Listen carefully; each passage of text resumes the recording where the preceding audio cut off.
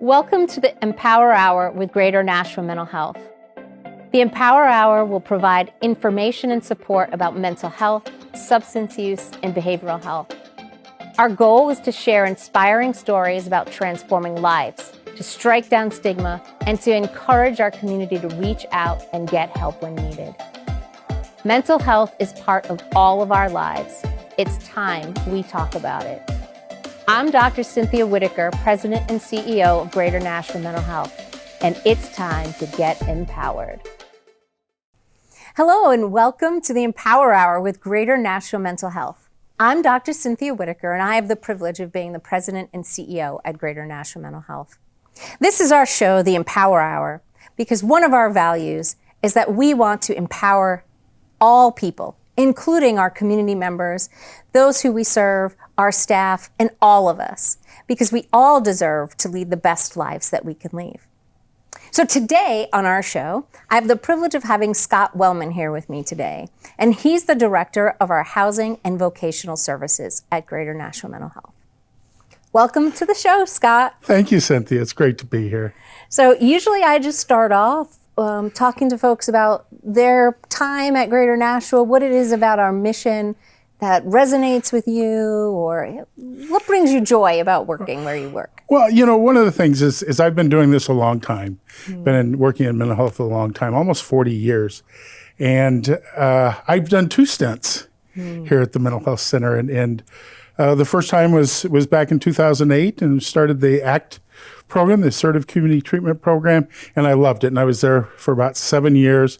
Took a little break, went into the managed care realm for a few years, and I missed the clients, the pace of work, and really the ability to make a difference in somebody's life. Working for the managed care, it was, you could help, but you never really got to see that final product and see how people were doing. And I missed our clients, I missed the agency, I missed the people in the agency, and it's really where I belong. So I came back, almost 2 years ago.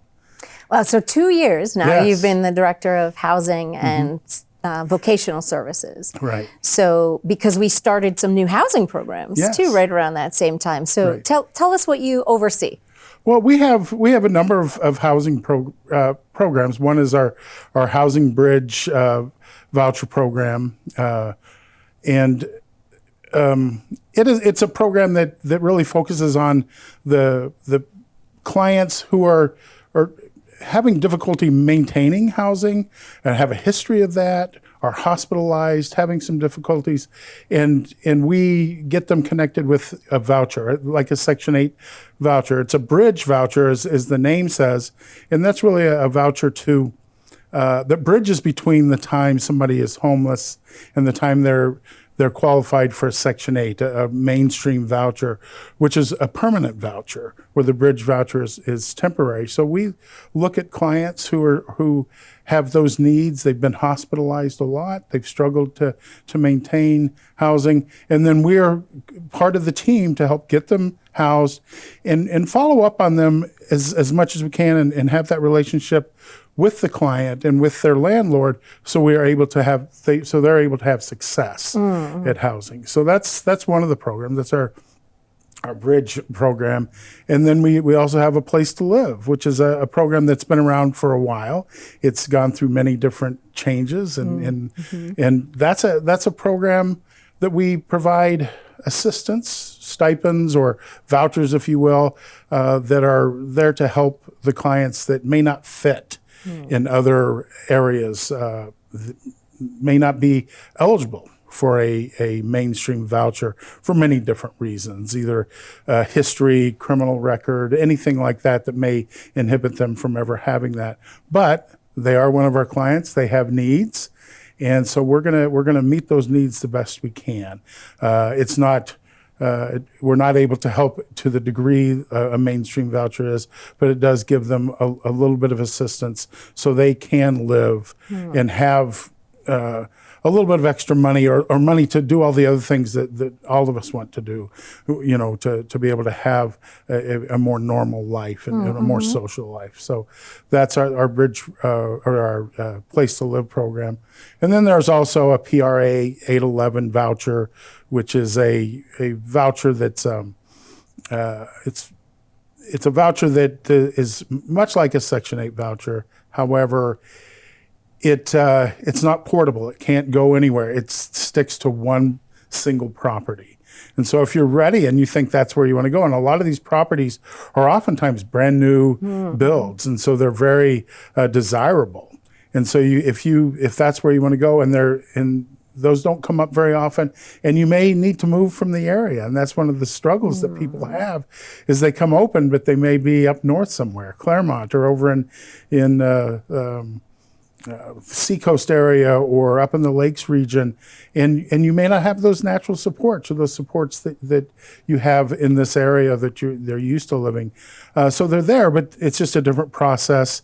And if you get that voucher, you hold that voucher as long as you stay in that apartment. But once you leave that apartment, you don't have that voucher any longer. However, you do remain on a Section 8 list. So if your name does come up and you get a mainstream voucher, then you could leave that, have this other voucher, and go somewhere else and have that portability and be able to live where and make a change if you'd like. Because otherwise it's a little bit more difficult to change.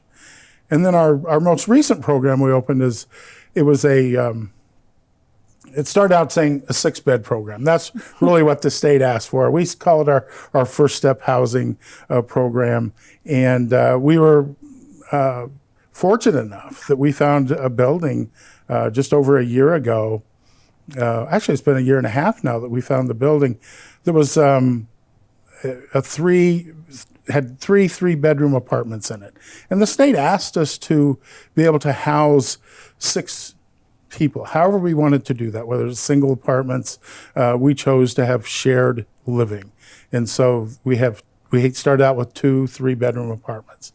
And so we would bring people out, and it's there for those people that may be homeless, that are our clients, or they may be coming from the hospital and don't have any place to go when they leave. They're being discharged to homelessness, and so this would be a place for them to go. And then they're there for a time, a period, whatever it takes for us to then connect them with a bridge voucher, a place to live, a mainstream voucher, and then we can kind of set them on their way from there. And then one of the other fortunate things about this program that we've had is that the building that we found had 3 floors with 3 3-bedroom apartments, or 3-bedroom apartments, 1 3-bedroom apartment on each floor. It's hard to say. And too many threes. It's just something, So the top floor was always occupied when we took over the building, the bottom 2 floors, and it became available. And the landlord at the time said, "Would you like to take this? Well, we'll rent this to you as well." And so we've been able to do that. And so we have 9 beds, and we're always full.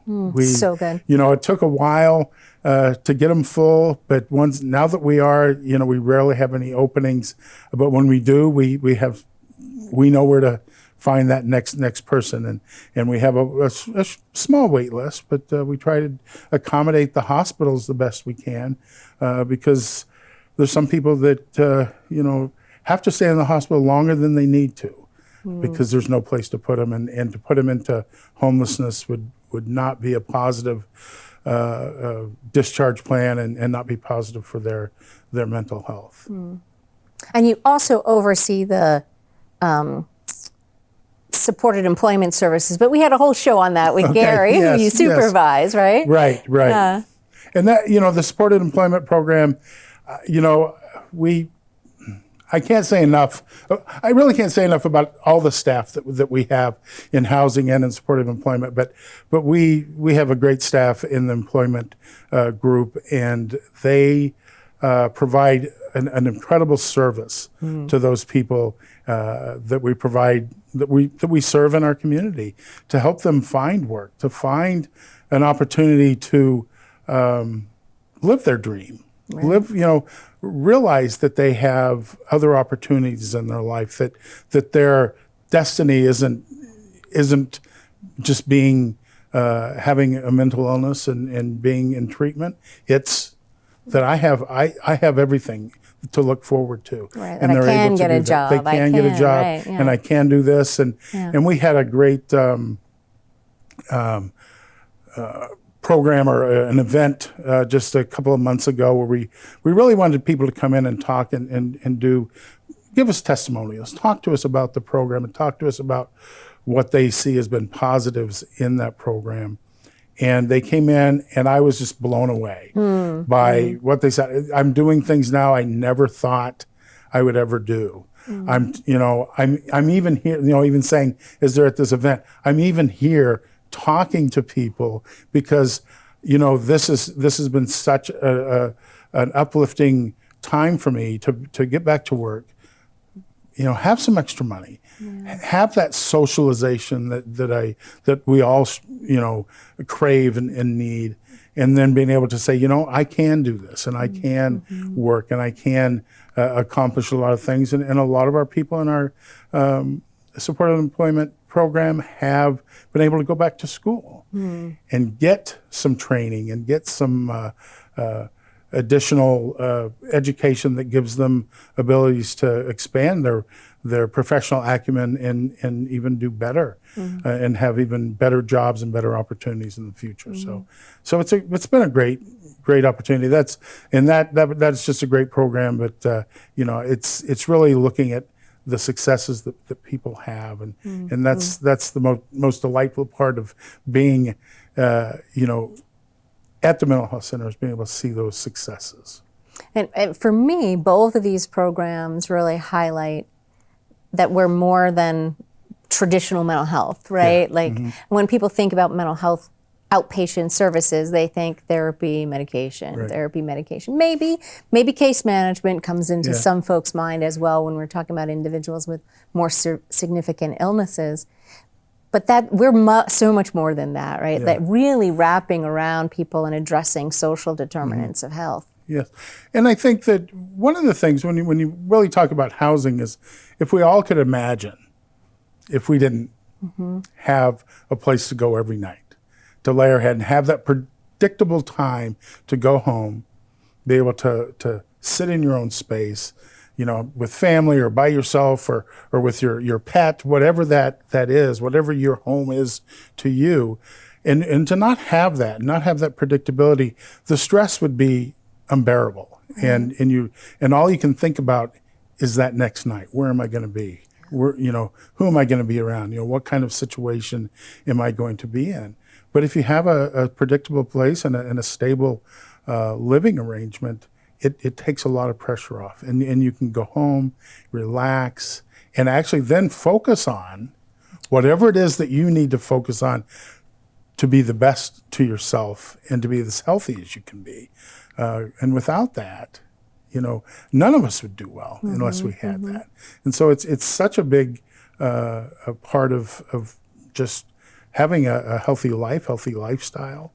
And then we have that opportunity then, whether it's people still may have a therapist, they may have a case manager, or they may have an encounter with that supported employment specialist or one of our housing people. And that's just added support, added kind of these almost natural supports they start feeling like, because you get so familiar with people and people try to help one another, and you have a place to go if things do go a little awry. It's nothing bad, but saying, I need to talk to somebody. I'm not sure who it is, but I have a whole group of people that are there to help me out and to give me some guidance. They may not have the answer, but they soothe the struggles that I'm having in my head right now, because I know they're there and they're going to do what they can to help.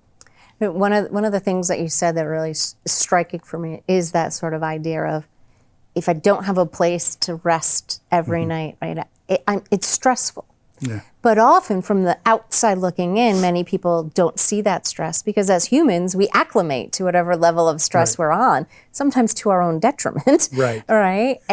But then once people realize what it's like to experience that calmness, that stability. They realize really what stress they were under. But often people don't recognize it when they're in it because we acclimate to it. Exactly. It's like, there's a lot of things we do in our own lives where maybe, there's something in the room. Maybe it's an odor and you say, oh, it's not so bad now because we've just acclimated to it. Right, and it's the same kind of thing. And if we're just living in an incredibly stressed environment, we don't even realize it after a while. You're absolutely right. And then when you get out of that, you're going, oh my gosh, what? This is so much better. This is so much nicer. Although that transition can be difficult as well. I've known people that have been homeless for a great deal of time, and we finally get them housed, and they're not sure what to do. They still sleep on the floor. Right. Because that's what they're used to. It's what they've acclimated to all that time. And so it takes a while to make that transition too. And that's something rarely does anyone see in really kind of what a person's routine has been and what it continues to be. Even when they have the support or the house or even the job to go to, it takes time to make that transition to that kind of life because you just haven't been used to it. And I think that's part of why it's so important that we have some of the great staff that we have working in the housing program is because they see those things, they can help people predict those things. Like, great, you've moved into this place, and here's how sometimes people transition. You think it's going to be fantastic. Yeah. But it still might be stressful, and how might I help you with that? And what are your expectations of now that you're in here? Right. What happens, or what do you even questioning? What are you going to do if this happens? How are you going to work through that? Or and a lot of them will say, I'll come to you, I'll ask you, or I'll do this, and then maybe it may not be the best way to approach it, but we'll say, let's think about that. Let's think about how we do this. And some people, it's like, I don't have any food, or I don't have pots and pans. Right. And so we get together as a team, as an agency, sometimes put out requests, or we have other organizations in the community that support us and support our clients, and they'll provide some of those needs, as to the degree that they can.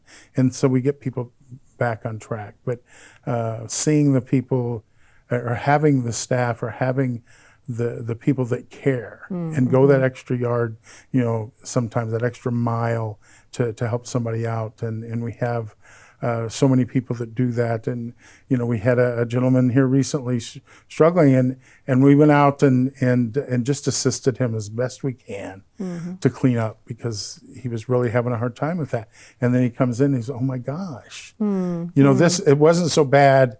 Many hands make, I don't even know the many hands make light work. Light work, there you go. And that's what we tried to do, and to give him that sense of accomplishment that this was taken care of, but also knowing that there's people that have his back and that will do what we can, but, talk to us and keep us apprised of where you're at. And if you are struggling, it's nothing to be ashamed of. There's two things that I love about what you just shared. So one is you kind of talked about collaboration in a way, right? So first, the collaboration amongst different team members, whether they're two housing staff or a housing staff and a more clinical program staff. So there's internal collaboration. We just do what we need to do, rather than, well, there's one person assigned and they have to take care of it all for someone, right? But you also mentioned other agencies, and I think especially when we're talking about housing, no one agency can do it alone, right? So we're collaborating with like the housing authority around the vouchers, but we're collaborating with landlords. We're collaborating with food pantries, with who else? Like what does that look like? Well, I think city welfare is a huge. Exactly. I was just on the phone with them before I walked in here. They're a huge advocate and a huge support to all of us, and a huge resource. And we do have churches in the area that provide so many opportunities, or we can refer somebody to say, call them and see how they can maybe help you. Or we can help them to make that call.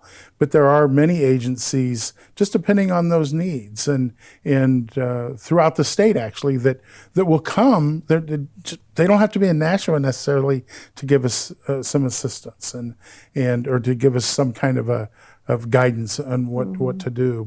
But we have the Nashua Soup Kitchen and Shelter, and we've had people that have had to go there prior to us being able to put them into housing, and that collaboration that we have with them to make sure that our client is taking care of themselves, taking care of what needs to happen, and then we have access, or they know how they can get access to us to help them along the lines with applications or with any other types of transportation to take care of some needs, whether it's even a doctor's appointment or something like that. Just to keep on top of that total health, that whole health that we're really looking for in our clients. And there's a number of soup kitchens or a number of food pantries in the area through churches. Corpus Christi comes to mind, and Nashua Soup Kitchen, and that people can get some items and some food to survive and to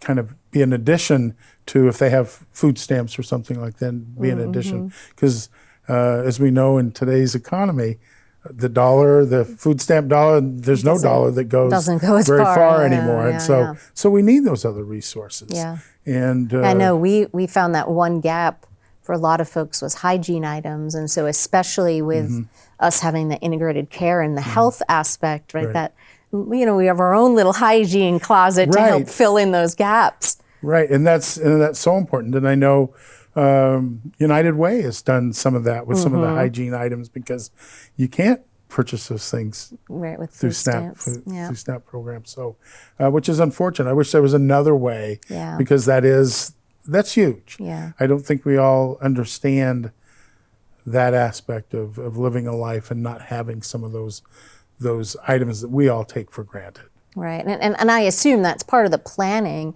that the staff do, right? So like if you're the housing staff, it's not just, okay, I'm gonna get you a house, but like you're talking about your pots and pans and what if this comes up, and how are you gonna use your SNAP benefits, and what doesn't that cover, and that there are a lot of that kind of working through those things. It's all the educational part of living in this community, and what are those resources? The bus routes. Where are these places at? And we've had the bike coalition that was providing free bikes to people and that type of thing, getting them connected there. So if they are able to ride a bike themselves, and be able to do that physically, that they have that opportunity to gain some independence that way, to get places and to be able to take care of some of those needs. But it's connecting with everybody in the community that's available, and we have our continuum of care and all the agencies that throughout the city come together, and we talk about these things and what's available and who we serve, and we have that connection with them and have those relationships, so we know who to call. We have a name and a face, because we've met with them many times in different opportunities, different places. The other thing I hear in all of that we are describing is it's very individualized. So the services and supports one person might get look like some different from another. Maybe one person is able to move to another region, and so one voucher makes sense, or maybe somebody's history, they're not available, or the connections we connect them to depend on them. So I also hear kind of this very individualized approach. Absolutely, nobody's the same. Everybody has different needs. Everybody has a different character. And that's one of the pleasures of the kind of work that we do. I think is learning those characters and learning those people, because we can go a long way if we understand how to talk with them, how to make them feel comfortable, feel welcomed, feel accepted. That goes a long way in all these other conversations that we have, whether it is maybe about hygiene. to talk to them, because we have a relationship, and that's a big part of our success, is having that relationship with our clients and knowing those individual needs and knowing what they want to or what they accept, and then helping them to get there. There's nobody's the same. Everybody's has a little bit of a different outlook, and we can joke with some people certain ways and not with others. And then what's great is when they finally start giving it back to you, and it just becomes this, a great relationship. Yeah. A therapeutic one, but a great relationship, because we're all humans. I was just going to say a relationship between two human beings. Yeah. Right? And so it can still be professional, staff and client. Yeah. But at a human level, instead of a robot kind of level, right? Yeah. It's so that makes the job so much easier. Yeah. And it makes it easier for their clients. Yeah. Because then I hope they look forward to us coming and right, calling. not like, oh no, the housing person's coming today, but oh yay, they're coming today. Well, or even if there's an issue, right, that we're not going to pass judgment. Yeah. We're going to come in there, assess what's happening, have a conversation, and not ridicule them or do anything to make them feel bad. It's to say, how can we do this? Because we want you to be successful. Our job and our, what we want to do with you and what you want, your goal is to be successful and to have housing and to have a job and to have relationships. And these are the things that we're going to try and help you to do. Whatever that takes and whatever that looks like as we approach people and develop those relationships.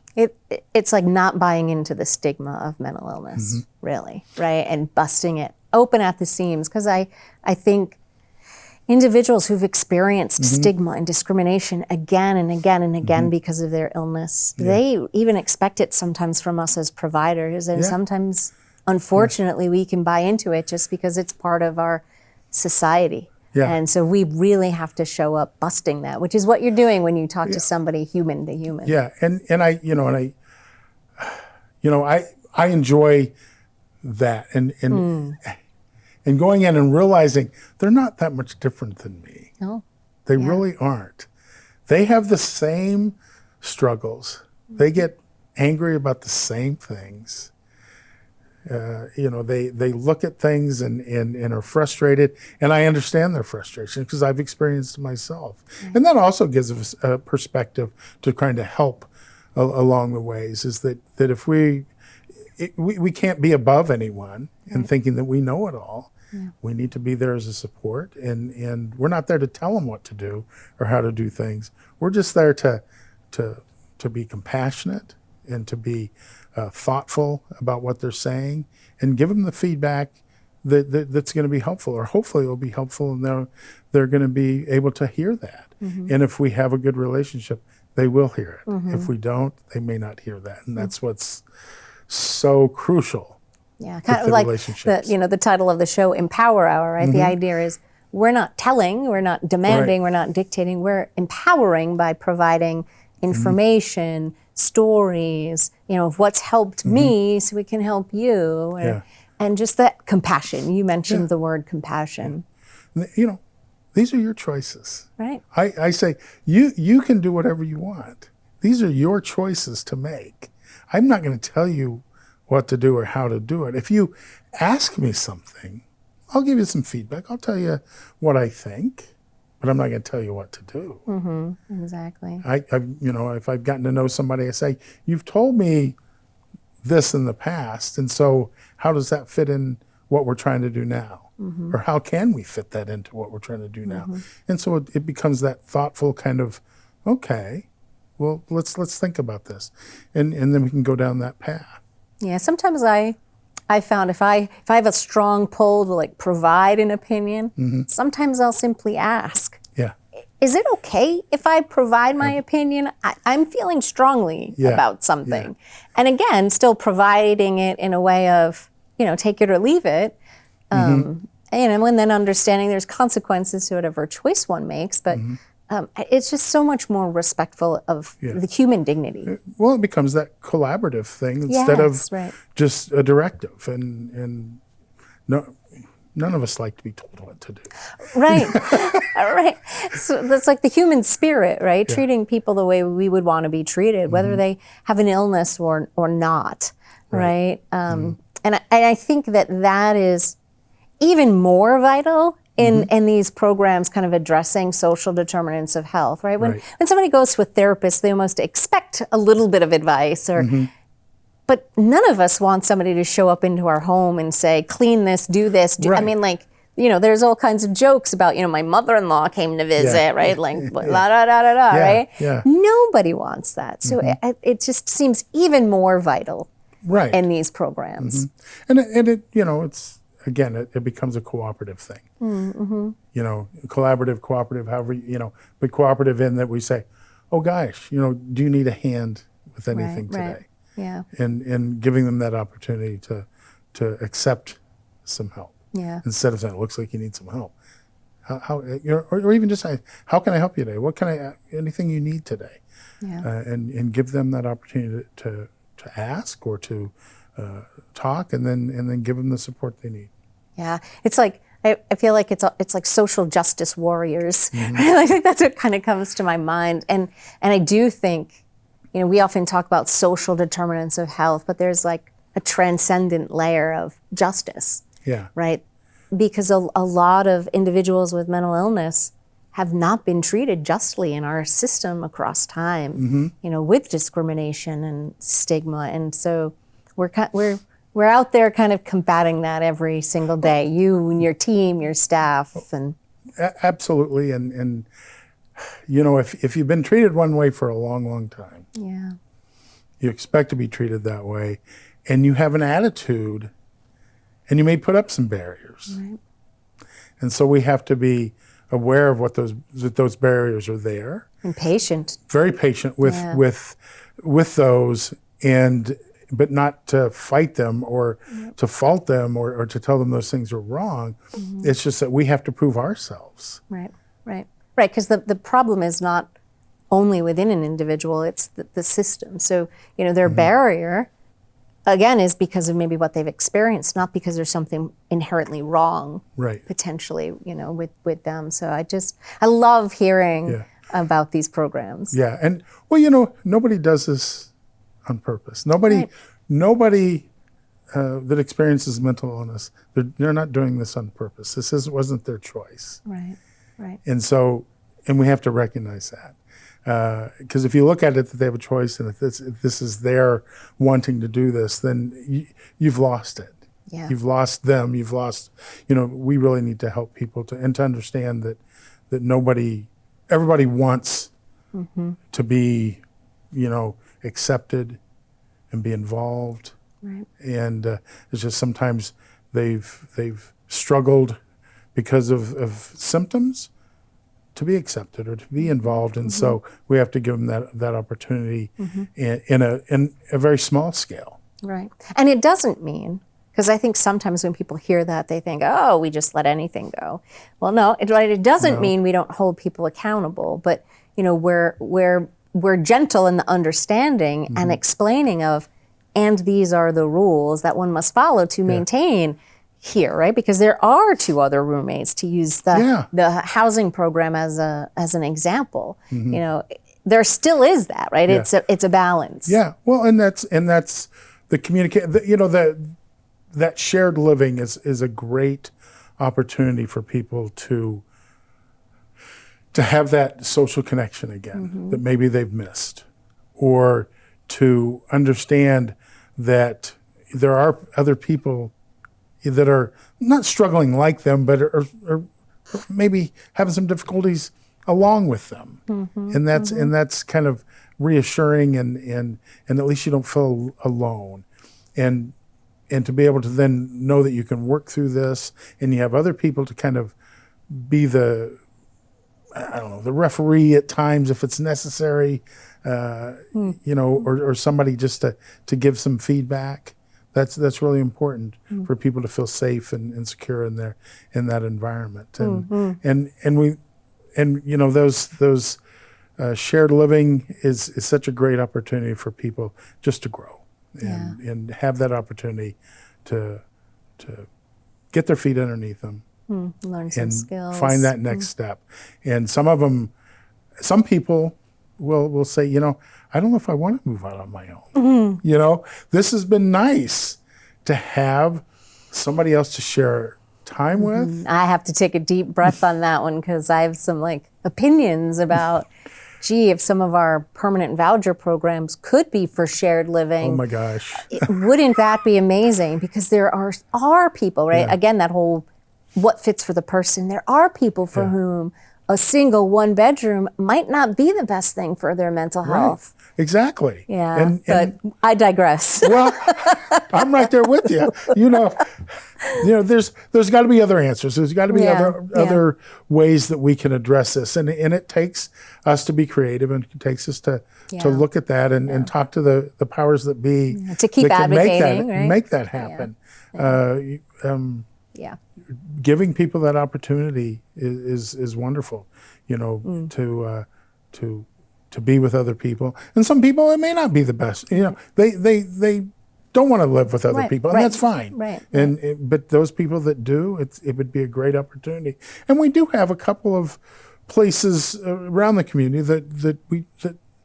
that are some shared living. We do have some clients that live together, and it's been successful for them. Yeah. Well, I have thoroughly enjoyed this conversation, and we tend to end with what's some advice or something that you wouldn't want people to walk away with, what empowers them. But I just have to say, one of the things that you've said a couple of different times is just asking for help, just speaking up, just saying it's not okay and knowing it's okay. There are people that are there. So that's in my mind. I just wanted to highlight that. But is there anything else you would add? I don't. That's a tough question. I think that what I'm trying to do, or what my team, what are the housing programs and the supported employment programs are there to do, is to be a leader in some ways, to say this is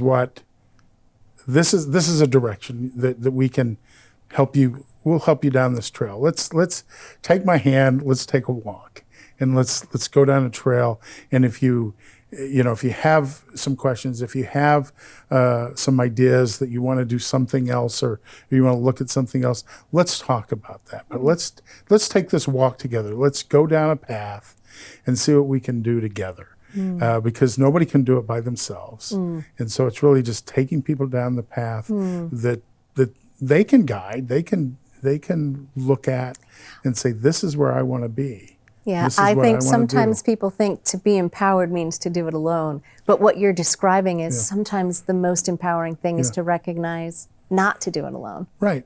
And ask and say, I want to go over here for a minute. All right, how do I get there? There we go. All right, let's see what we can do. And that's what gives people that opportunity and gives them the motivation to do things like that. Well, I love your passion and I love your heart for just seeing people for who they are and wanting the best out of them. So thank you for taking some time and chatting with me about this today. And it was really delightful. Absolutely my pleasure. This I could talk forever. I can do so much. I love to talk about what I do and the people I work with and the people I work for, whether it's the agency or my clients. I work for them. Yes. I serve them. I agree. And that's what I do. That's what I've been committed to. That's for almost 40 years. It's such an honor to have you back on our team. I'm glad you came back around for time number 2, Exactly. especially during this time where really these social determinants of health are so important for what we do. So thank you. You bet. Thank you. All right. Well, thank you for watching this episode of the Empower Hour with Greater Nashville Mental Health, as we've been chatting about housing and vocational services with Scott Wellman, the director of those services at Greater Nashville Mental Health. We hope you have an empowered day. Take care.